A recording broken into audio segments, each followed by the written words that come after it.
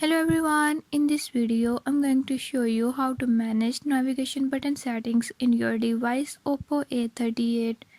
In this device Oppo A38, I'll show you how you can do it. Before I start, if you are new to my channel, don't forget to subscribe and press bell icon. Watch complete video and learn how you can do it. Let's watch the video.